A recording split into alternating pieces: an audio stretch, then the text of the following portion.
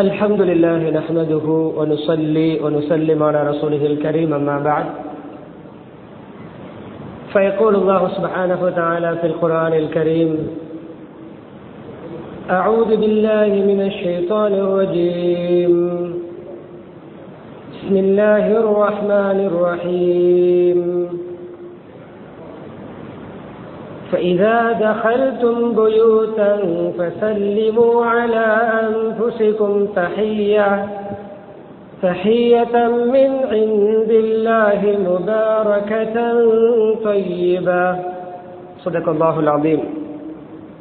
وقال نبينا محمد صلى الله عليه وسلم لأنس بن مالك رضي الله تعالى عنه: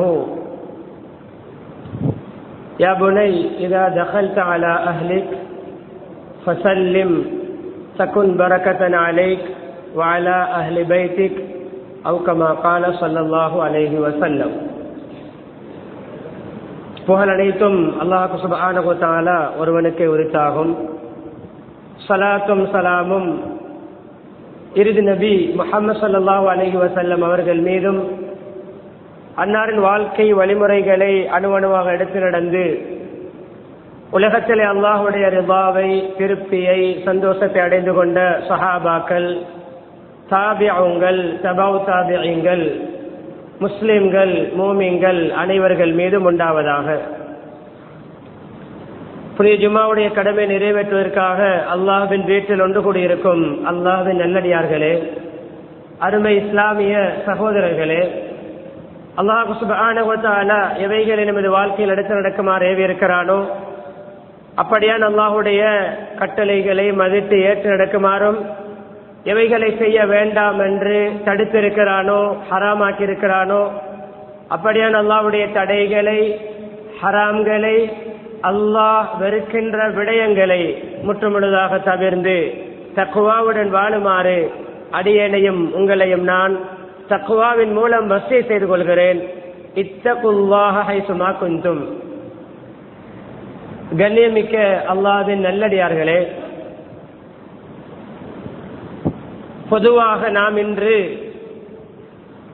அநேகமானவர்கள் பேசக்கூடிய, நமது காதுகளுக்கு எட்டக்கூடிய ஒரு விடயம்தான் வீட்டிலே கருத்திரியம், வீட்டிலே முசீபத், முன்னைய போன்று பரக்கத்தில்லை, வீட்டிலே பிரச்சினை, வீட்டிலே ஊசலாட்டம், வீட்டுக்கு யாரோ சூனியம் செய்திருக்கிறார்கள், வீட்டுக்கு யாருடைய பொறாமை கண் பட்டிருக்கிறது என்றெல்லாம் கண்ணியமானவர்களே, வீட்டுக்குள் நடக்கின்ற நமக்கு விருப்பமில்லாத, பாதகமான, சிரமமான, நெருக்கடியான நிலைமைகளுக்கு வெளியிலிருந்து காரணங்களை தேடுகிறோம். வெளியில் இருப்பவர்களை அதற்கு காரணகர்த்தாக்களாக ஆக்குகிறோம்.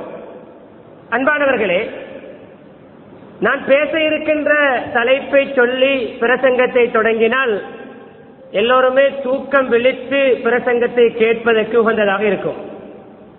அன்பானவர்களே, உற்சாகத்தோடு கேட்க வேண்டும், தூக்கத்தை கலைத்துக் கொள்ள வேண்டும். தூங்குகின்ற இடம் அல்ல. யாருமே வெள்ளிக்கிழமை குத்துபாவுடைய நேரத்தை கைலூலா நேரமாக, கைலூலா தூக்கம் என்பது 6 தினங்கள், சனிக்கிழமை தொடக்கம் வியாழக்கிழமை வரைக்கும் துஹருக்கு முன்னால், வெள்ளிக்கிழமை கைலூலா தூக்கம் ஜும்மாவுக்கு பின்னால். வெள்ளிக்கிழமை ஜும்மாவுக்கு பின்னால் தான் கைலூலா. வழமையாக கைலூலா தூங்குகின்ற நேரமாக இருந்தாலும் கண்ணியமான துஹருடைய அதான், ஜும்மாவுடைய அதானுக்கு பிறகுதான் இருக்கிறோம். எனவே விழித்திருப்போம். இதை நான் ஆரம்பத்திலே சொல்லிக் கொள்கிறேன். யாரும் தூங்க வேண்டாம். மிக கௌரவமாக, பணிவாக ஊண்டி சொல்லிக் கொள்கிறேன். நீங்கள் ஒருவர் தூங்கினால் எனக்கும் தூக்கம் வரும். பக்கத்தில் தூங்கிக் கொண்டிருப்பவர்களை அன்பாக, ஹிக்மத்தாக அவர்களை எழுப்பி விடுங்கள். அன்பானவர்களே, என்னுடைய தலைப்பு தெரியுமா? ஒரு சிறிய விடயம் நம்முடைய பார்வையில், ஆனால் நம்முடைய வாழ்க்கையை முடிவெடுக்கின்ற விடயம். நம்முடைய நிம்மதிக்கே பிரதானமான காரணமும், நிம்மதி இல்லாமல் இருப்பதற்கு பிரதானமான காரணத்தை தான் நான் பேச இருக்கிறேன். ஒவ்வொருவருக்கும் தேவைப்படுகின்ற தலைப்பு என்ன தெரியுமா?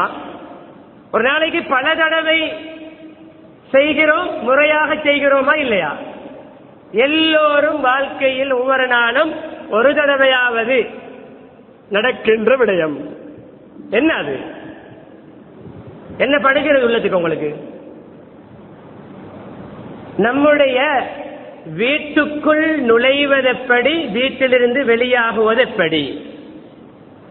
நம்முடைய வீட்டுக்குள் நுழையும் பொழுது ஓத வேண்டிய துஆக்கள் என்ன, சொல்ல வேண்டிய திக்ருகள் என்ன, நுழைய வேண்டிய முறைகள் என்ன, வீட்டுக்குள் போனவுடன் செய்ய வேண்டிய விடயங்கள் என்ன, வீட்டுக்குள் இருக்கும் பொழுது செய்ய வேண்டிய விடயங்கள் என்ன, வீட்டிலிருந்து வெளியாகும் பொழுது எந்த முறையில் வெளியாக வேண்டும், என்ன ஓதிக்கொண்டு வெளியாக வேண்டும், என்ன திக்ருகளை செய்ய வேண்டும், இவைகளை செய்தால் என்ன பயன், செய்யாவிட்டால் என்ன நஷ்டம், இதனுடைய தலைப்பு.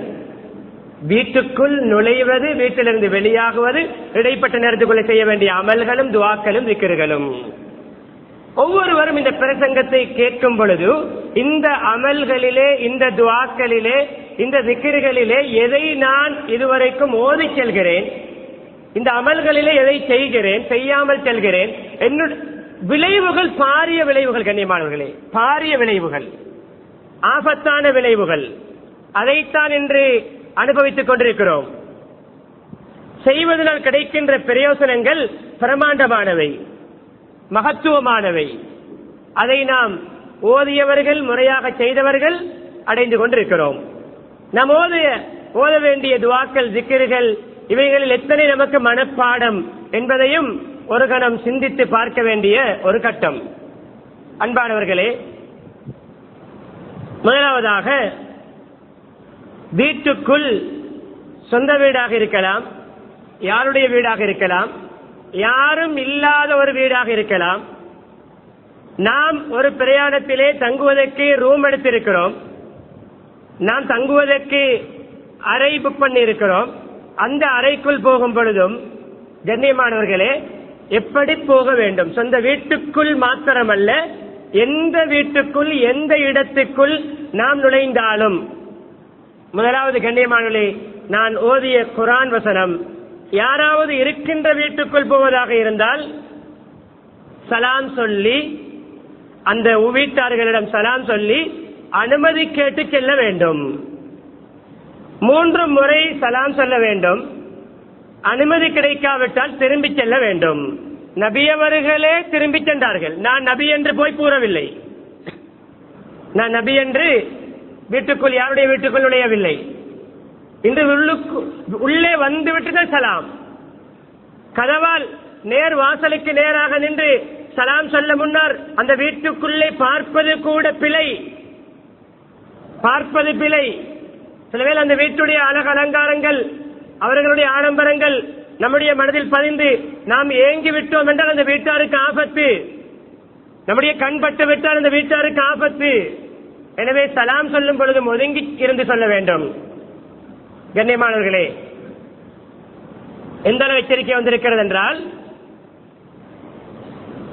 ஒருவர் இன்னொருடைய வீட்டை எட்டி பார்க்கிறார், துவாரத்தால், ஜன்னலால், கதவால் எட்டி பார்க்கின்ற பொழுது கண்ணியமானவர்களே, அந்த வீட்டார் வீட்டுக்குள் இருப்பவர் இதை விரும்பாமல் அவருடைய கண்ணுக்குள் ஏதாவது குத்தினால் கூட பலிக்கு பலி எடுக்க முடியாது. அவருடைய கண்ணை சேதமாக்கினால், மூக்கை சேதமாக்கினால், காதை சேதமாக்கினால், பல்லை உடைத்தால், காயப்படுத்தினால், அந்த அளவு இவருக்கு காயப்படுத்துவது இஸ்லாத்துடைய நஷ்ட ஈடு, பழிவாங்கல். வீட்டை எட்டி பார்த்தவருடைய கண்ணை குத்தினால் கூட இவருடைய கண்ணை பலிக்கு பலி எடுக்க முடியாது. அல்லாஹ் நியமித்த தண்டனை கூட இவர் முறைகேடாக செய்ததால் இல்லாமல் ஆகும். சலாம், இதில் அதிகமானவர்கள் செய், வீட்டாருடைய பெயரை சொல்லி கூப்பிட முன்னால் சலாம் முந்த வேண்டும், சலாம் முந்த வேண்டும். ஒரு சஹாபியுடைய வீட்டுக்கு நபி ஸல்லல்லாஹு அலைஹி வஸல்லம் அவர்கள் வந்தார்கள். வந்து சலாம் சொன்னார்கள். முதலாவது சலாம், பதில் இல்லை.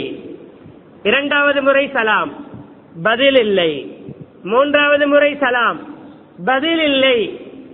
கோபப்படவில்லை, ஆத்திரப்படவில்லை, வீட்டுக்குள் இருந்து கொண்டு சலாத்துக்கு பதில் இல்லை என்று ஆத்திரப்படவில்லை, அந்த வீட்டார்களை ஏசவும் இல்லை, சபிக்கவும் இல்லை, திரும்பி செல்கிறார்கள். நபி அவர்கள் பின்னால் அவர் ஓடி வந்து, யா ரசூலல்லாஹ், வாருங்கள் வீட்டுக்குள், உங்களுடைய 3 சலாமுக்கும் நான் பதில் சொல்லிக் கொண்டுதான் இருந்தேன், மெதுவாக சொன்னேன், சத்தம் உங்களுக்கு கேட்காமல் சொன்னேன். ஏன் தெரியுமா? உங்களுடைய சலாம் எங்களுக்கு கிடைப்பது ஒரு பரக்கத். உங்களுடைய சலாமை நான் மேலும் மேலும் என்னுடைய குடும்பம் அடைய வேண்டும் என்பதற்கு தன் பதிலை, சத்தத்தை குறைத்து சொன்னேன். பதில் சொன்னேன் யா ரசூலல்லாஹ், இப்பொழுது வீட்டுக்குள் வாருங்கள். அன்பானவர்களே, சலாம் நபி அவர்கள் கூட பேணிய நபி. உரிமை உள்ளவர்கள், கண்ணியமானவர்கள், பிறருடைய வீடு பிறருடைய வீடுதான், புகுற முடியாது சலாமும் அனுமதியும் இல்லாமல். அனுமதி கேளுங்கள், அனுமதி கேளுங்கள். கண்ணியமானவர்களே, உமர் ரலியல்லாஹு அன்ஹு அவர்கள் அபூ மூஸல் அஷ்அரி ரலியல்லாஹு அன்ஹு வீட்டுக்கு வந்தார்கள். 3 முறை இல்லை, உமருடைய வீட்டுக்கு அபூ மூஸா ரலியல்லாஹு அன்ஹு வந்தார்கள். 3 முறை சலாம் சொன்னார்கள், பதில் கிடைக்கவில்லை. திரும்பி செல்கிறார்கள். திரும்பி செல்லும் பொழுது உமரே வெளியே வந்தார். 3வது முறை கேட்டிருக்கும். வெளியே வந்தார்கள், போய்கொண்டிருக்கிறார்கள். அபூ மூஸா, என்ன வந்தீர்கள், உடைய பாட்டில் போகிறீர்கள்? அமீருல் முஃமினீன் 3 தடவைகள் சலாம் சொல்லி பதில் கிடைக்காவிட்டால் போக சொல்லப்பட்டிருக்கிறது. நபி அவர்கள் அப்படி ஹதீஸ் இருக்கிறதா? உமர் ரலியல்லாஹு அந்த ஹதீஸ் அது வரைக்கும் தெரியாது. பல விடயங்கள் தெரியும், ஆனால் சில விடயங்கள் தெரியாமல் இருக்கும். தெரியாதா? ஹதீஸ் இருக்கிறது. என்ன நீங்க சொல்வதற்கு என்ன அர்த்தம், என்ன ஆதாரம்? என்னுடைய சஹாபாக்களில் ஒரு சிறிய சஹாபிக்கு கூட தெரியும் இது. என் முகீரத் இப்னு ஷுஅபா ரலியல்லாஹு அன்ஹு அவர்களிடம் அவர்களை கூப்பிட்டு, நபி அவர்கள் இந்த சலாம் சொல்லி அனுமதி கேட்டு அனுமதி கிடைக்காவிட்டால் 3வது தடவையோடு திரும்பி செல்ல வேண்டும் என்ற அந்த ஹதீஸ் நபி அவர்கள் சொன்னதுதானே? ஆம் சொன்னார்கள் என்று சொன்னவுடன் உமர் ரலியல்லாஹு அன்ஹு கை செய்தப்பட்டார்கள். இப்படியான ஒரு அமலை, ஒரு ஹதீஸை எனக்கு தெரியாமல் போய்விட்டது. கண்ணியவன் சொல்ல வருகின்ற விடயம் என்ன தெரியுமா? சலாம் சொல்லி அனுமதி கிடைத்துத்தான் உள்ளே போக வேண்டும். யாருடைய வீடாக இருந்தாலும். நம்முடைய வீட்டுக்கு என்ன முறை? யாருமே இல்லாத வீடு, யாரும் இல்லாத அறை, யாருமே இல்லாத ஒரு இடம், அதற்கும் இருக்கிறது. ஃபஸல்லிமு அலா அன்ஃபுஸிகும் தஹிய்யத்தன் மின் இன்தில்லாஹி முபாரக்கத்தன் தய்யிபா. நீங்கள் உங்களுக்கு சலாம் சொல்லிக் கொண்டு போங்கள். நீங்கள் உங்களுக்கு சலாம் சொல்லுங்கள். குர்ஆன் ஆயத். அல்லாஹ்வின் புறமிருந்து உங்களுக்கு ஒரு காணிக்கையாக, பரிசாக, அன்பளிப்பாக நீங்கள் உங்களுக்கு நீங்கள் சலாம் சொல்லிக் கொள்ளுங்கள். கண்ணியமானவர்களே, சலாம் எப்படி முக்கியம் என்றால், அத்தஹியாத் தொழுகையிலே பரந்து, இறுதி அத்தஹியாத் பரந்து. அந்த அத்தஹியாத்தில் கூட நமக்கு நாமும் அல்லாஹ்வுடைய நல்லடியார்களுக்கும் சலாம் சொல்லிக் கொள்கிறோம். நமக்கே நாம் சலாம் சொல்லிக் கொள்கிறோம். தொழுகையிலே ஓத வேண்டிய ஒரு ஃபர்தான துஆ, அதில் ஒன்று ஒரு வசனம், அஸ்ஸலாமு அலைனா, எங்கள் மீது சலாம் உண்டாகட்டும். நமக்கு நாமே துஆ செய்து கொள்கின்ற ஒரு இடம்தான் அத்தஹியாத். அஸ்ஸலாமு அலைனா வ அலா இபாதில்லாஹி ஸாலிஹீன். இரண்டாவது யாருக்கு? அல்லாஹ்வுடைய நல்லடியார்களுக்கும் சலாம் உண்டாகட்டும். 3 சலாம்கள் வருகின்றன. 4 பகுதியினர்களுக்கு 4 சலாம் என்று சொல்லலாம். கண்ணியமானவர்களே, சலாத் அது சலாம் 2, 3வது நேரடியாக நபி அவர்களை நோக்கி சலாம் சொல்லப்படுகின்ற ஒரு இடமாக அத்தஹியாத் இருக்கிறது. அஸ்ஸலாமு அலைக்க அய்யுஹன் நபியு வ ரஹ்மத்துல்லாஹி வ பரகாத்துஹு. நபி அவர்களுக்கு சலாம் சொல்கிறோம். அஸ்ஸலாமு அலைனா, எங்கள் மீது, வ அலா இபாதில்லாஹி ஸாலிஹீன், நல்லடியார்கள் மீது. ஸலவாத் சொல்லும் பொழுது நபி அவர்களுக்கு துஆ, குடும்பத்தார்களுக்கு துஆ. அன்பானவர்களே, 3 இடங்களில் அத்தஹியாத்தில் மாத்திரம் சொல்வதை கடமையாக்கி இருக்கின்ற ஒன்றுதான் சலாம். அன்பானவர்களே, சலாம் எவ்வளவு முக்கியம். யாரும் இல்லாத வீட்டுக்கு சொல்ல வேண்டிய சலாத்துடைய வார்த்தை என்ன? அந்த அத்தஹியாத்தில் வருகின்ற சலாம் தான். 2 வகையாக சொல்லலாம். இதை மனநமிட்டுக் கொள்ள வேண்டும். உலமாக்களிடம் எழுதி எடுத்து இவைகளை மனமிட்டு ஓத வேண்டும். இந்த யாரும் இல்லாத வீடு எங்களுடைய வீட்டுக்குள் போதாத யாரும் இல்லாவிட்டால் நாங்கள் வெளியில் போய் ஒரு பயணம் போய் வருகிறோம், எங்களுடைய வீட்டை திறக்கிறோம். இந்த சலாம் அஸ்ஸலாமு அலைனா வ அலா இபாதில்லாஹி ஸாலிஹீன் அத்தஹியாத்தில் வரக்கூடிய இந்த வசனத்தை யாரும் இல்லாத வீடு, எவரும் இல்லாத வீடு, எந்த அறை எதுக்குள் போனாலும் ஓதிக்கொள்ள வேண்டும்.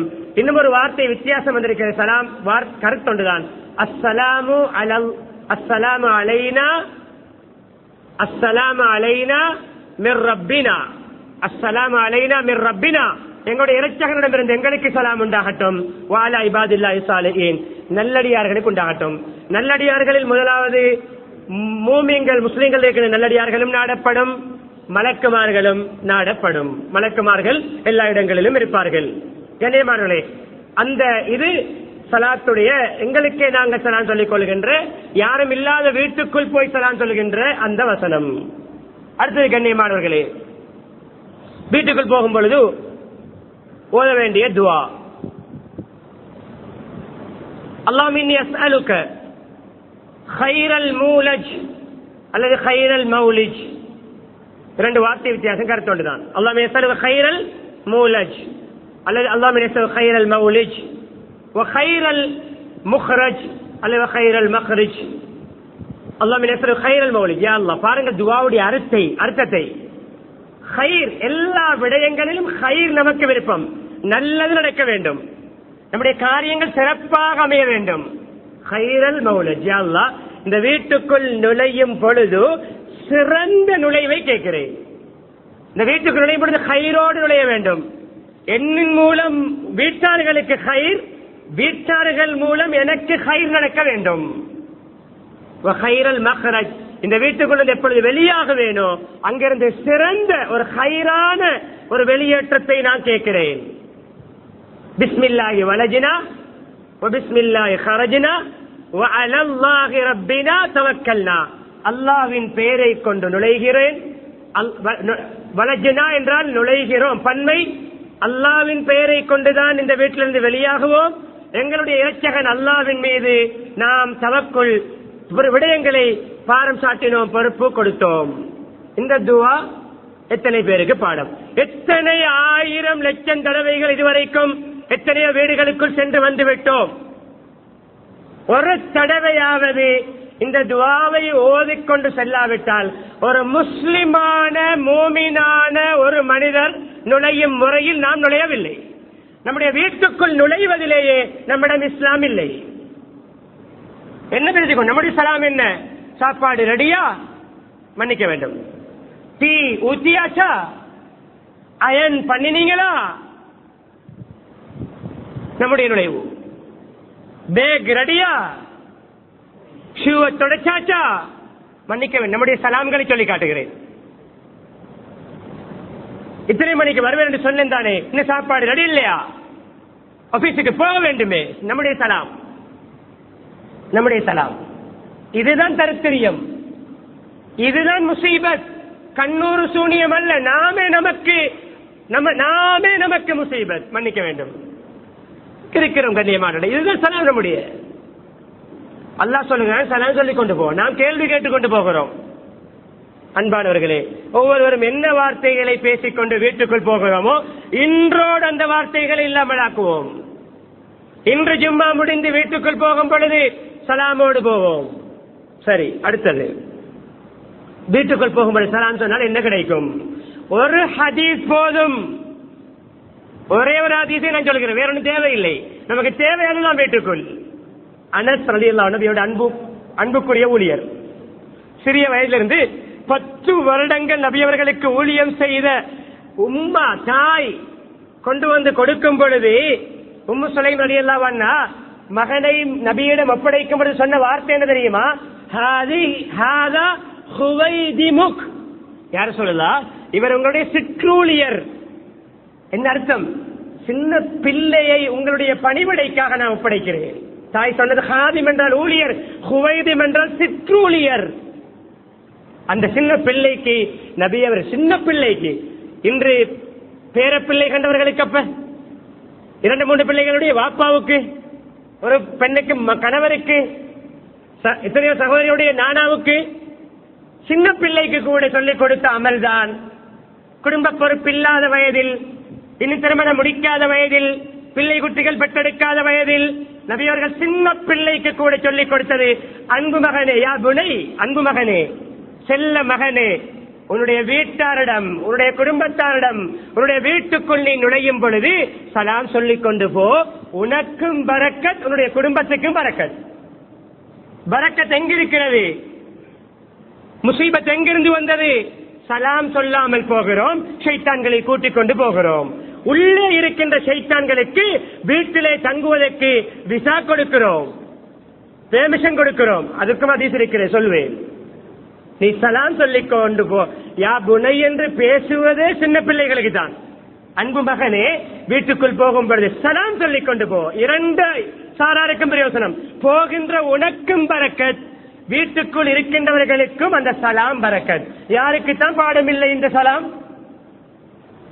பரக்கத் எங்கே? நம்மிடம் இருக்கிறது, நம்முடைய நாவில் இருக்கிறது, நம்முடைய நுழையும் முறையில் இருக்கிறது. சரி கண்ணியமானவர்களே,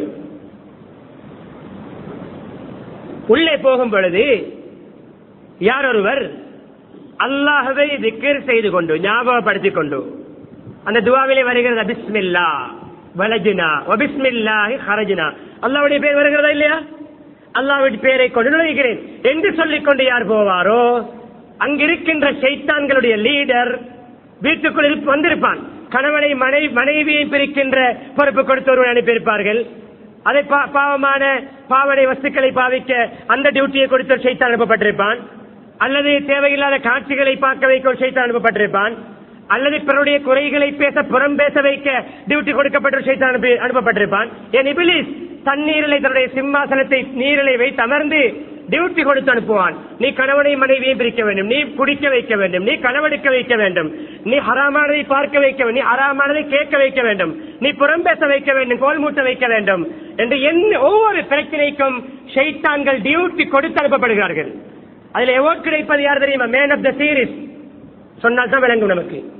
ஷைத்தான்களுக்கு கொடுக்கப்பட்ட டியூட்டிகளிலே மேன் ஆஃப் த சீரிஸ் யார் தெரியுமா? யாருக்கு தெரியுமா கிடைக்கும்? எவார்ட் கிடைக்கும். நான் குடிக்க வைத்தேன் 10 பேரை, நான் கொலை செய்ய வைத்தேன், நல்ல போ. ஒருவன் சொல்லுவான், நான் கணவனையும் மனைவியையும் பிரித்து விட்டு வந்திருக்கிறேன், பலாய் முசீபத்தை ஏற்படுத்தி கணவனும் மனைவிக்கும் இடையிலே பிரித்து விட்டு வந்திருக்கிறேன். நீதான் சிறந்தவன், man of the match, man of the series.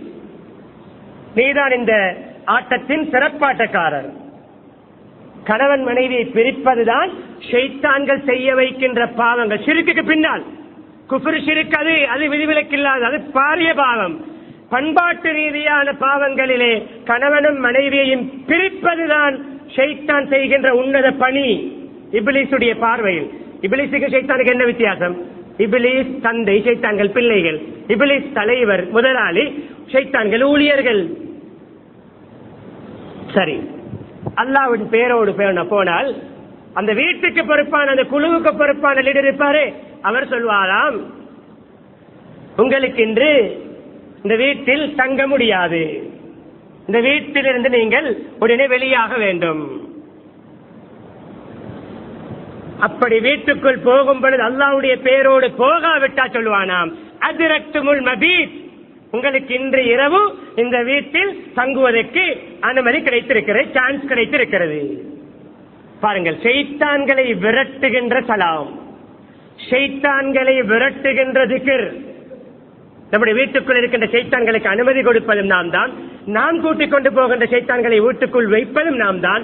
வீட்டுக்குள் இந்த ஷைத்தான்கள் தான் முசீபத்தை தவிர கண்ணூரும் பொறாமையும் சூனியமும் மாத்திரம் அல்ல. வெளியில் இருந்து தேடுகிறோம். வீட்டுக்குள் ஷைத்தான்களை வைத்துக் கொண்டு பக்கத்து வீட்டையும் சொந்தக்காரர்களையும் சந்தேகம் வைக்கிறோம், சூனியம் செய்திருக்கிறார்கள் என்று. வீட்டுக்குள்ளே ஷைத்தானை வைத்துக் கொண்டு, ஷைத்தான்கள் நல்ல நோக்கத்தில் வருவார்கள், பாவங்களையும் முசீபத்துகளையும் தரித்திரியங்களையும் சேர்த்தே கொண்டு வருவார்கள். கொண்டு வருவதை கொட்டிவிட்டு போவார்கள், இன்னும் போட்டுவிட்டு போவார்கள். Long time. திக்ர் சாப்பிடும் பொழுது செய்தால் பிஸ்மில்லாஹி வஅலா பரக்கத்தில்லா, பிஸ்மில்லாஹிர் ரஹ்மானிர் ரஹீம், குறைந்தபட்சம் பிஸ்மில்லா என்று சாப்பிட்டால் சொல்வானாம், உங்களுக்கு இன்று லா மபீத லகும் வலா அஷா, குறிப்பா இரவு நேரத்தில் சொல்லுவான், உங்களுக்கு இன்று இந்த வீட்டுக்குள் தங்கவும் முடியாது, இரவு சாப்பாடும் கிடையாது, சாப்பாடும் இல்லாமல் படுக்கை பொட்டாணி கட்டுக்கொண்டு போங்கள், இங்கு தங்கவும் முடியாது, இந்த வீட்டாருடைய சாப்பாட்டிலும் உங்களுக்கு பங்கெடுக்க முடியாது. ஏன் தெரியுமா? அல்லாஹ்வுடைய பெயரை சொல்லாமல் பிஸ்மி சொல்லாமல் சாப்பிடும் பொழுது ஷைத்தானும் சேர்ந்து சாப்பிடுகிறான். சரி, சாப்பிட்டு இடையிலே ஒரு 2-3 கவனங்களை சாப்பிட்டு விட்டு மிடர்களை குடித்து விட்டு ஞாபகம் வந்தவுடன் சொல்ல வேண்டியது இருக்கிறதான், பிஸ்மில்லாஹி அவ்வளவு ஆஹிரஹு அல்ல பிஸ்மில்லாஹி ஃபீ அவ்வலிஹி வ ஆஹிரிஹி, என்னுடைய ஆரம்பம் தொட்டு இறுதி வரைக்குமான உணவுக்காக நான் பிஸ்மி சொல்லிக் கொள்கிறேன் என்று சொன்னால் ஏற்கனவே ஷைத்தான் உண்ட உணவை வாந்தி எடுக்கிறான். நம்முடைய உணவு அவனுடைய வயிற்றுக்குள் போனாலும் அதை வாந்தியாக வெளிப்படுத்துகின்ற சக்தி பிஸ்மில்லாவுக்கு இருக்கிறது, அல்லாஹ்வுடைய பெயருக்கு இருக்கிறது. இது ஒரு விடயம்.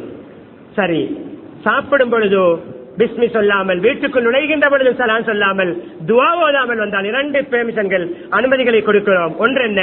வீட்டுக்குள் தங்குவதற்கு சொல்லுவான், இன்று தங்கவும் முடியும், வீட்டார்களுடைய சாப்பாட்டிலும் பங்கெடுக்க முடியும். கண்ணியமானே, சாப்பாடு போதாது, எவ்வளவு சாப்பிட்டாலும் போதும், எவ்வளவு ஆக்கினாலும் போதாது, வயிறு நிறைவதில்லை. எத்தனை நேரம் எத்தனை தடவைகள் சாப்பிடுகிறோம். கண்ணியமானவர்களே, நபி அவர்கள் கண்ணியமானவர்களே 2 நாள் தொடர்ந்து அல்லது 3 நாள் தொடர்ந்து ஒரு நாளைக்கு 2 நேரம் சாப்பிடவே கிடையாது. பிரதானமான சாப்பாடு நபியுடைய காலத்தில் பெரும்பாலும் ஒன்றுதான். காலையில் ஈத்தம்பழங்கள், பால்கள், இது போன்றவை சாப்பிடுவார்கள். தூங்கும் பொழுது பால் இருந்தால் குடித்து விட்டு படுப்பார்கள், ஈத்தம்பழம் இருந்தால் சாப்பிட்டு விட்டு படுப்பார். பிரதானமான ரொட்டியும் கறியும், சோறும் கறியும் போன்ற ரொட்டியும் கறியும் ஒரு நேரம் தான். எத்தனை தடவைகள் நாம் ஒவ்வொருவரும் காலை விழித்தது முதல் இரவு தூங்கும் வரைக்கும் என்று நான் கணக்கு போட்டால் ஒரு 8-10 தடவைகளை நான் காட்டுவேன். அதற்கு இங்கு அது அவுட் ஆஃப் சப்ஜெக்ட், நேரம் இடம் கொடுக்காது. ஒவ்வொருவரும் காலை விழித்தது முதல் இரவு தூங்கும் வரை ஒவ்வொருடைய இன்கமிங் உள்நுழையும் சாப்பாடுகளை நம்பர் போட்டு பாருங்கள். பகல் சாப்பாடு வரைக்குமே குறைந்தது 4 வரும். பேர் வைத்திருக்கிறோம், லுக்மத்து சபா, காலை கவலம். அரபியிலே கௌரவமான பேர் காலை கவலம். காலை கவலம் தான் காலை சாப்பாடு. மீண்டும் 6 மணிக்கு லுக்மத்து சபா, மீண்டும் 9:30 மணிக்கு காலை சாப்பாடு, 1:30 மணி 2 மணிக்கு லஞ்ச். கண்ணியமானவர்களே, அதுக்கு பின்னால் பகல் அந்த டீயோடு ஏதாவது உரப்பு, அதுக்கு பின்னால் மகரிபுக்கு பின்னால் பிளேன் டீயோடு ஏதாவது பிஸ்கட், அதுக்கு பின்னால் இரவு சாப்பாடு. இரவு சாப்பாடு 8-9 மணிக்கு சாப்பிட்டு விட்டு 11 மணி 12 மணிக்கு தூங்குவதாக இருந்தால் தூங்கும் பொழுதும் ஏதாவது கனிவர்க்கமோ ஏதோ சாப்பிடு. குறைந்த நோமலாக 5 தடவைகள் எல்லோரும் சாப்பிடுகிறோம். குறைந்த நோமலாக மேலோட்டமாக 5 தடவைகள். கொஞ்சம் சைட் டிஷ்களையும் சேர்த்து பார்த்தால் பகுதி சாப்பாடுகள், ஓர சாப்பாடுகள், அந்த சாப்பாடு, இந்த சாப்பாடு எல்லாவற்றையும் சேர்த்து பார்த்தால் ஒவ்வொருவரும் ஒரு நாளைக்கு 7-8 தடவைகள் சாப்பிடுகிறோம். ஒரு தடவையாவது பிஸ்மி சொல்லுகிறோமா என்பதனுடைய கேள்வி. உங்களுடைய சாப்பாட்டை குறை சொல்ல எண்ணி காட்டவில்லை. 7-8 தடவை சாப்பிடுகின்ற நாம் பிஸ்மில்லாஹி வாலா பரக்கத்தில்லா என்று எத்தனை தடவை சாப்பிடுகிறோம்? இதுதான் பரக்கத்தில்லை, இதுதான் பரக்கத்தில்லை. கண்ணியமானவர்களே, தாமுல் வாஹித் யக்ஃபில் இஸ்னைன். ஹதீஸ் என்ன தெரியுமா? ஒருவருடைய சாப்பாடு 2 பேருக்கு போதும், 2 பேருடைய சாப்பாடு 4 பேருக்கு போதும், 4 பேருடையது 8 பேருக்கு போதும், 500 பேருடைய சாப்பாடு 1000 பேருக்கு போதும், 1000 பேருடைய சாப்பாடு 2000 பேருக்கு போதும். இது நபி மொழி. இதில் நம்பிக்கையா? சிறிய உதாரணத்தை சொல்கிறது. சேர்ந்து சாப்பிடுவதிலும் பரக்கத்திருக்கிறது என்பதையும் சேர்த்துக் கொள்கிறேன். திருமணத்துக்கு முன்னால் வாலிபர் ஹோட்டலுக்கு போனால் என்ன, புல் கொத்து தனியே சாப்பிடுவார். திருமணம் முடித்த பிறகு அந்த வாலிபர் மனைவிக்கும் சேர்த்து 2 புல் கொத்துகள் வாங்கி வருவது கிடையாது, ஒன்றுதான் வாங்கி வருவார். 2 பேருடைய வயிறு நிறையும். இதை வைத்து விலையும் கொள்ளுங்களே. தனிமை வாலிபர் தனியாக புல் ஒரு கொத்து சாப்பிட்டவர் மனைவி பார்ட்னராக இருக்கும்போது 2 புல் கொத்துகள் வாங்குவதில்லை, ஒன்றைத்தான் வாங்கி வருகிறார். சில வேளை பேலன்ஸ் ஆகி காலையிலும் கொதிப்பூட்டி சாப்பிடுவார். பரக்கத். ஒருவருடைய சாப்பாடு 2 பேருக்கு போதும். அன்பானவர்களே, எனவே பரக்கத்தை இழக்கிறோம். எதனால்? அல்லாஹ்வுடைய பெயரை விட்டதனால், பிஸ்மியை விட்டதனால், சலாமை விட்டதனால். வீட்டுக்குள் பிரச்சனை எதனால்? உள்ளே இருக்கின்ற சைத்தான்களுக்கு சலாம் சொல்லாமல், திக்ர் செய்யாமல் அனுமதி கொடுத்ததனால். காலையிலே வெந்தவர் இரவிலே வீட்டுக்கு வந்த பகலிலே கோவித்துக் கொண்டு வெளியே ஓடுகிறார் மனைவியோடு. ஏன்? அங்கே சலாமும் அல்லாஹ்வுடைய பெயரும் சொல்லப்படாமல் நுழைந்தார். அன்பானுடைய நுழைவு. இன்னும் ஒரு ஹதீஸ் வந்திருக்கிறது. இந்த ஹதீஸுடைய தரத்திலே கொஞ்சம் கருத்து வேறுபாடு இருக்கு. இருந்தாலும் இது சிலருடைய கருத்துப்படி ஒரு நல்ல அமல் செய்ய முடியுமான கருத்து இமாம்கள் சொல்லி இருக்கிறார்கள். இன்னும் சிலர்கள் இது கொஞ்சம் பலகீனமான சம்பவம் சொல்லி இருக்கிறார்கள். என்றாலும் ஒரு நல்ல அமல் செய்ய முடியுமான தகுதியான குர்ஆனுடைய நபியுடைய சலாம் ஒரு சலாத்துடைய அந்த பரக்கத் இருக்க என்ற ஒரு அமானிதமின் அடிப்படையில் ஒப்படைக்கிறேன். அப்படியும் கருத்து சொல்ல இமாம்கள் இருப்பதனால் ஒரு சஹாபி வந்தார். வந்து யார சொல்லலாம், வீட்டிலே தரித்திரியம், வீட்டிலே நெருக்கடி, பொருளாதார பிரச்சனை, வறுமை. சொன்னார்கள், சகோதரரே சிறிய அமல் தான், இப்படி நபியவர் இந்த சம்பவம் நடந்திருக்கலாம், நபியவர்கள் சொல்லி இருக்கலாம் போன்ற ஆதரவோடு அமல் செய்வோம். இமாம்கள் ஆய்வு செய்யும் பொழுது சிலர் நல்ல உயர்ந்த தர ஹதீஸாக இல்லாவிட்டாலும் ஒரு மத்திய தர ஹதீஸ்கள் தரம் இருக்கிறது, அறிவிப்பாளர்களுடைய அந்த தரத்தை வைத்து இது அமல் செய்ய முடியுமானதுதான் என்று இமாம்கள் என்னை விட உங்களை விட பன்மடங்கு அறிவாளிகள் சொன்னதனால் சொல்கிறேன். நெருக்கடியா, தரித்திரியமா, முசீபத்தா, இரண்டு விடயங்கள். வீட்டுக்குள் போகும் பொழுது சலாம் சொல்வது அது பொதுவான விடயம். என் மீது சலவாத்து சொல், சலவாத்துடன் வீட்டுக்குள் போவது, சலவாத்து சொல்லிவிட்டு குல் ஹுவல்லாஹு அஹத் சூராவை ஓது. வறுமை கோட்டில் வாழ்ந்த வீடு, அவர்களுக்கே சரியான முறையிலே உணவுகள் தேவைகள் நிறைவேறாத வீடு. அவர் சொல்கிறார், நான் இந்த நபியருடைய புத்திமதி சலவாத்து சொல்லிக் கொண்டு குல் ஹுவல்லாஹு அஹத் சூராவை பூர்த்தியாக ஓதிக்கொண்டு வீட்டுக்குள் நுழையும் பொழுதெல்லாம் இந்த அமலை செய்தேன். கண்டவர்களும் சொல்கிறார்கள், அவரும் சொல்கிறார், என்னுடைய வீட்டிலே பரக்கத் பெருகியது. எந்த அளவென்றால் சஹாபாக்கள் சொல்கிறார்கள், அஃபாதா அலா ஜீரானிகி, அவர் அவருடைய வீட்டில் மாத்திரமல்ல செல்வ செழிப்பு, அவருடைய வீட்டில் மாத்திரமல்ல விசாலம், அவருடைய வீட்டுக்கு மாத்திரமல்ல பரக்கத், பக்கத்து வீட்டாருக்கும் வாரி வழங்கக்கூடியவராக மாறினார். பக்கத்து வீட்டார்களுக்கும் பொருளாதாரத்தை வாரி வழங்கி உணவுகளை பரிமாறக்கூடிய, அசாத என்றால் அள்ளி வீசுவது, நிறைய கொடுப்பது, தாராளமாக அண்டை வீட்டாருக்கும் வாரி வழங்குகின்ற அளவுக்கு இவருடைய வீட்டில் பரக்கத் ஏற்பட்டது. நபி அவர்களுடைய ஸலவாத், அதே போன்று குல் ஹுவல்லாஹு அஹத் சூரா. அன்பானவர்களே, இந்த அமல்களை பேணிக் கொள்வோம். இப்பொழுது கண்ணியமானவர்களே, வெளியாகும் பொழுது சிறிய சிறிய துவாக்கள். அடுத்தது ஒரு அமல், இரண்டுக்கும் சேர்த்து சொல்கிறேன். முதலாவது வெளியாகுவதை நினைத்து சொல்கிறேன். சொன்னார்கள் பாருங்கள் கனிமன், எங்க இருக்கிற தொழுகை மஸ்ஜிதுக்குள் வந்தால் மாத்திரம் தஹியத்துல் மஸ்ஜித் என்கிறோம். வீட்டுக்குள் போகும் பொழுதும் அதற்கென்று தொழுகை இருக்கிறது. வீட்டுக்குள் தொழுகை இருக்கிறது. லா தஜாலு புயூதக்கும் மகாபிர், உங்களுடைய வீடுகளை கபிரிஸ்தான்களாக ஆக்க வேண்டாம். கபிரிஸ்தானில் தொழுகை கிடையாது. அது போன்று தொழாத வீடுகளாக ஆக்க வேண்டாம். உங்களுடைய தொழுகையில் ஒரு பங்கை உங்களுடைய வீட்டுக்கும் வைத்துக் கொள்ளுங்கள். ஃபர்தான தொழுகையில் அல்ல, ஆண்களுக்கு சுன்னத்தான தொழுகைகள். சுன்னத்தான தொழுகையில் வீடுகளில் தொழுவதுதான் ஏற்றம். கண்ணியமானவர்களே, அந்த தோரணைகளை சொன்னதுதான். வீட்டுக்குள் நுழையும் பொழுது நுழைந்தவுடன் வேறு எந்த வேலையும் இல்லை. புது இல்லையா, புது எடுக்க வேண்டும். பொடி வாஷ் பண்ணுகிறோம், புது எடுத்து விட்டு கண்ணியமானே வீட்டுக்குள் நுழைந்தவுடன் 2 ரக்காத் தொழுது கொள்ளுங்கள். 2 ரக்காத் தொழுது கொள்ளுங்கள்.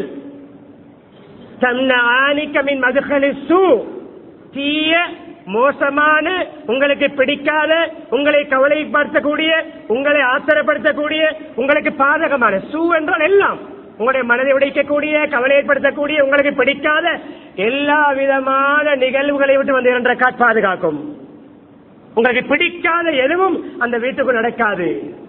உங்களுக்கு சாதகமான நடக்கும்.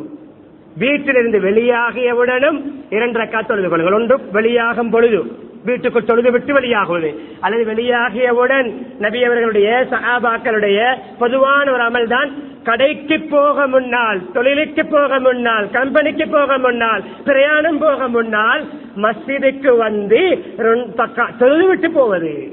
வீட்டுக்குள் இருந்து தொழுது விட்டு வெளியாகுவது, அது ஸலாத்துல் ஆஜா நியத்து வைத்துக் கொள்ளலாம். எங்களுடைய தேவைகளை நினைத்து வைக்கலாம். ஏதோ நல்ல விடயத்துக்கு போகிறோம், ஸலாத்துல் இஸ்திகாரா நியத்து வைத்துக் கொள்ளலாம். நியத்துகள் வித்தியாசம். 2 ரக்காத் தொழுவது. தம்னஆனிக மின் மஹ்ரஜிஸ் சூ, நீங்கள் வெளியாகி எங்கெல்லாம் செல்கிறீர்களோ அங்கு உங்களுக்கு தீயவைகள், கெட்டவைகள், உங்களுக்கு நாம் பாவிக்கின்ற அபசகுணங்கள், பாதிப்பதில்லை என்றாலும் சொல்கிறேன், அபசகுணங்கள், நீங்க நினைப்பீர்கள் நல்ல நடக்க வேண்டும், உங்களுக்கு தீய நடக்காது, உங்களுக்கு விபத்து நடக்காது, உங்களுக்கு ஆபத்து நடக்காது, உங்களுடைய பொருள் திரட்டு போகாது, உங்களுக்கு எந்த விதமான நீங்கள் போகின்ற விடயம் வெற்றிகரமாக அமையும். அந்த கெடுதிகளை, தீய விடயங்களை, கெட்ட மைனஸ்களை, நெகட்டிவ்களை அது இல்லாமலாக்கும். 2 ரக்காத் உள்ளே போனவுடன் 2 ரக்காத் வெளியே வரும் பொழுது ஆரம்பிப்போம் அமலை. பிஸ்மில்லாஹி தவக்கல்து அலல்லாஹ் லா ஹவுல வலா குவத இல்லா பில்லாஹ். 3 துஆக்கள். 3க்கும் மலக்குமார் பதில் சொல்வார்கள். பிஸ்மில்லாஹ் பிஸ்மில்லாஹ் ஹுதீத. மலக்குமாருடைய பதில் பிஸ்மில்லாஹ் என்று சொல்லும் பொழுது ஹுதீத, உங்களுக்கு எல்லா விடயங்களுக்கும் நேர்வழி காட்டப்பட்டு விட்டது, எல்லாமே உங்களுக்கு சரியா நடக்கும். ஒவ்வொரு விடயத்தையும் எப்படி செய்ய வேண்டும், எப்படி பேச வேண்டும், என்ன செய்ய வேண்டும், வியாபாரத்தை எப்படி செய்ய எல்லாமே காட்டப்படும், உள்ளத்துக்கு போடப்படும். ஹுதீத, உங்களுக்கு நேர்வழி கிடைத்து விட்டது. தவக்கல்து அலல்லாஹ் குஃபீத. தவக்கல்து அலல்லாஹ்க்கு பதில் மலக்குமாருடைய பதில் குஃபீத, உங்களுடைய சகல காரியங்களும் அல்லாஹ்வுடைய பொறுப்பு. எல்லா விடயங்களுக்கும் அல்லாஹ் பொறுப்புதாரி. அல்லாஹ் காஃபி, உங்களுக்கு போதுமானவன். ஹெல்ப் பண்ணுவதற்கு, உதவி செய்வதற்கு எல்லா விடயத்துக்கும் அல்லாஹ் போதுமானவனாக பொறுப்பேற்று விட்டான். லா ஹவுல வலா குவத இல்லா பில்லாஹ் சொன்னால் என்ன பதில்?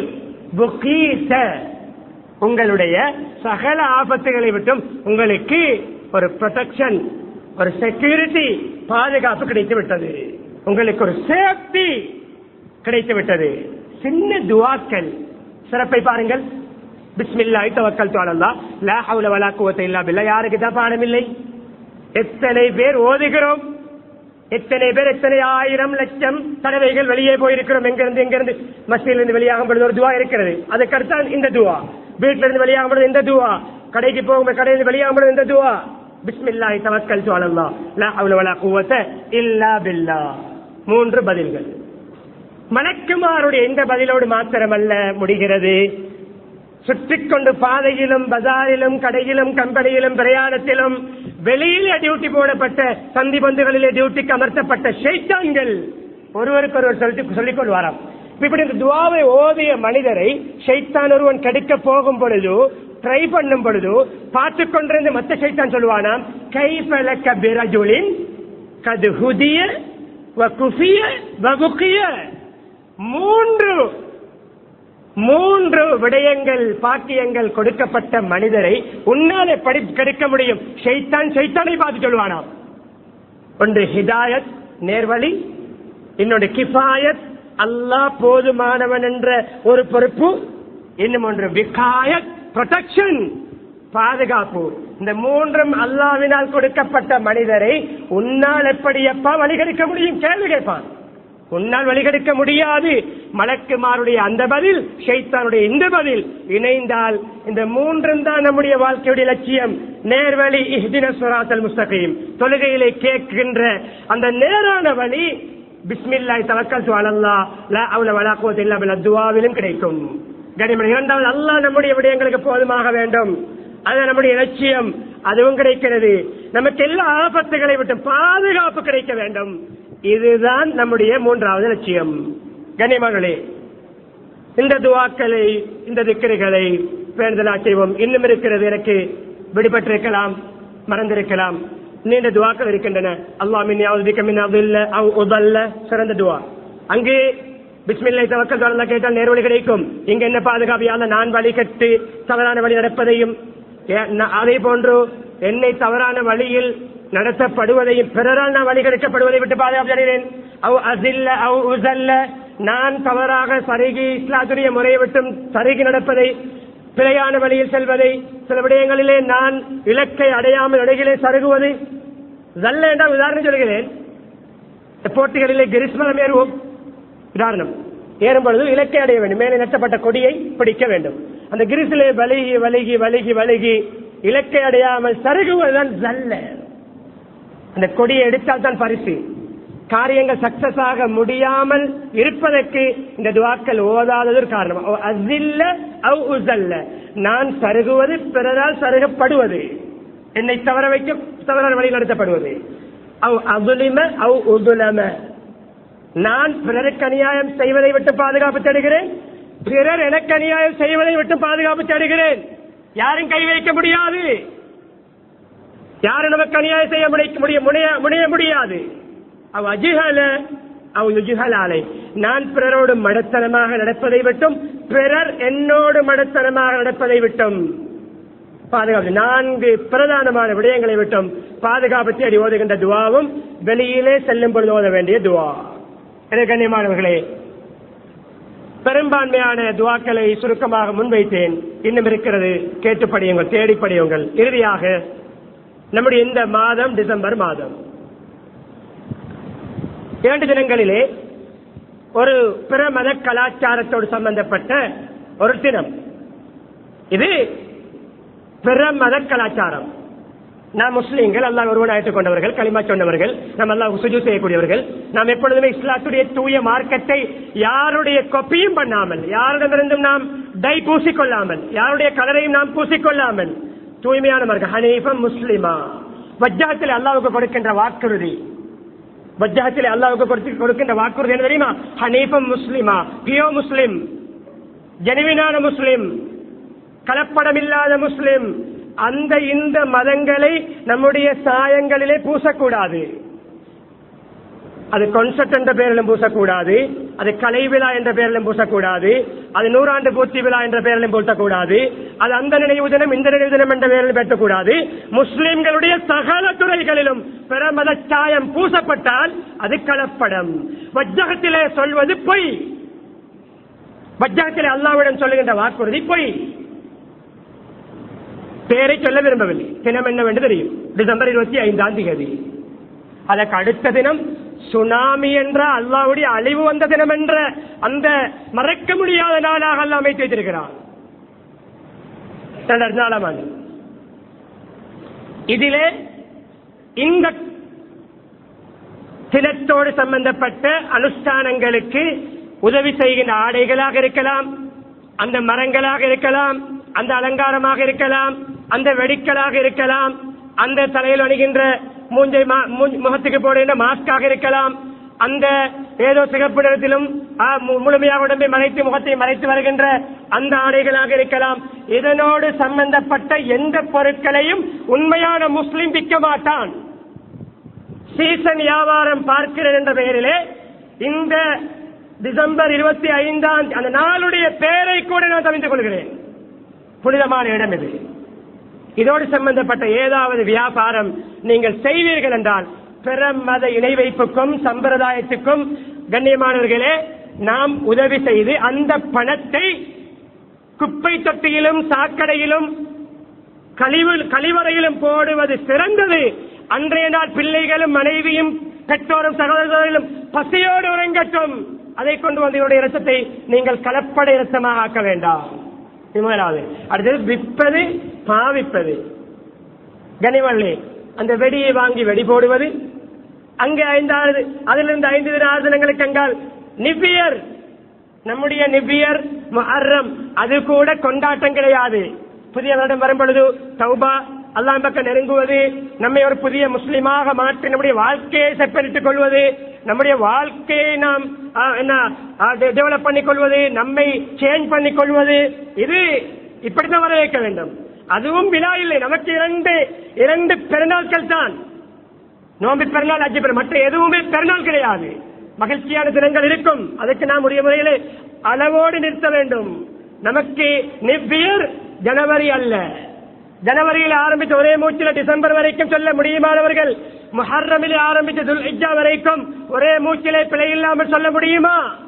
எனக்கு இன்று வயது 60, 70, 50, 40, 30, 2 3 வயது, 3 வயது யூகேஜி எல்கேஜியிலே படிக்கின்ற பிள்ளைக்கு ஜனவரியிலிருந்து டிசம்பர் வரைக்கும் ஒரே மூச்சிலே பிழை இல்லாமல் பாடம். துருத்துவில் ஆரம்பித்து உந்துவப் வரைக்கும் பாடம், தமிழ் மாதங்களும் பாடம். முஹர்ரமிலே ஆரம்பித்து மனதுக்குள்ளால் ஒரே மூச்சிலே சொல்லி பாருங்களே. 6வது மாதத்திலே ஸ்ட்ரக் ஆகும், 10வது மாதத்திலே ஸ்ட்ரக் ஆகும். 12 சொன்னாலும் 10 பிழைகள் வரும் உச்சரிப்பிலே. அரபு மாதங்கள் பாடம் இல்லாத முஸ்லிம்களாக பாட்டன் பாட்டிகளாக மாறிவிட்டோம். எங்க இருக்கிற நமக்கு இஸ்லாத்துக்கு தொடர்பு? பேட்டே இங்கிலீஷ்ல தெரியும், பேட்டை கொண்டாட்டத்தை பாராட்டி பேச இங்கு வரவில்லை. நீங்கள் பிறந்த தினத்தை ஆங்கிலத்தில் உங்களுக்கு தெரியும், அரபு மாதமும் பிறையும் தெரியுமா? ஒவ்வொருடைய பேட்டையும் ஒரு கணம் சிந்தித்து பாருங்களேன். அரபு கணக்கிலே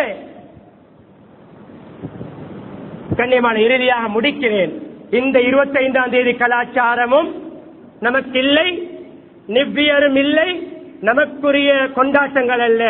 எந்த வகையில் இதிலே நாம் பங்கெடுத்தாலும் ஒரு ஹதீஸை சொல்லி முடிக்கிறேன். குர்ஆனுடைய சாராம்சம், மன் தஷப்பஹ பிகௌமின் ஃபஹுவ மின்ஹும். யார் எந்த துறையிலே எந்த செயலிலே யாருக்கு ஒப்பாகிறாரோ இவரும் அவர்களை சேர்ந்தவர். நம்முடைய இஸ்லாத்தை விட்டு கொஞ்சம் வெளியேற வேண்டுமா? கொஞ்சம் நடிக்க வேண்டுமா? சாயம் பூச வேண்டுமா? செய்வோம்.